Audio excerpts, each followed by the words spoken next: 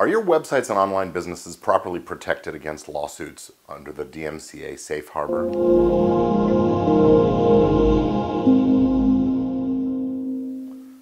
Hi everyone, entertainment lawyer Gordon Firemark here with a quick tip for anyone who has any kind of a presence online.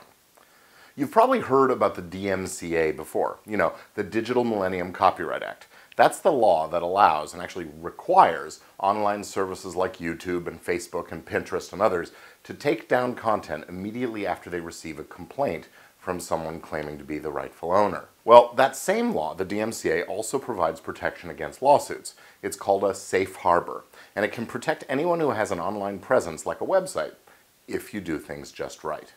Now, I know you're thinking, lawsuits? Why would anyone sue me over my little blog or podcast? Well, if someone posts something in the comments and it doesn't actually belong to them, you could be in trouble. And these aren't little lawsuits either. Copyright infringement can involve hundreds of thousands of dollars in statutory damages, not to mention your lawyer's fees, the costs of the lawsuit, and so on. Have I got your attention yet? Okay. So the safe harbor, here's how it works. The DMCA, which is found at Section 512 of the Copyright Law, that's Title 17 of the United States Code, says in essence that any online service provider who hosts user-generated content can be immune from copyright infringement lawsuits if they follow a few simple rules. First, they have to have a policy of taking down material upon a proper notification of a claim. That's the takedown procedure. Second, they have to have a mechanism and a policy for dealing with repeat violators. Usually what this means is banning those violators from further posting after there have been a few complaints against them.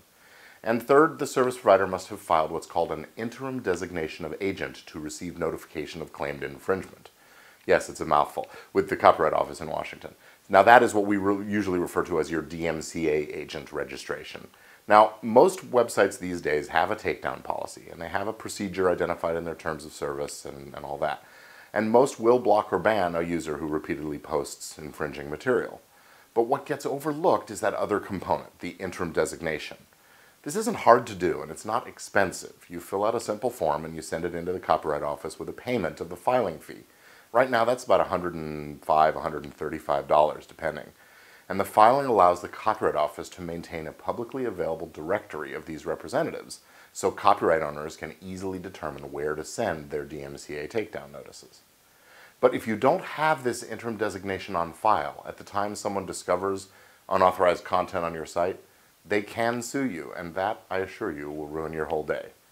So, if you have an online business, an e-commerce website, a podcast, or a blog, and it allows guest posts or comments from users, you really should take advantage of the safe harbor under the DMCA.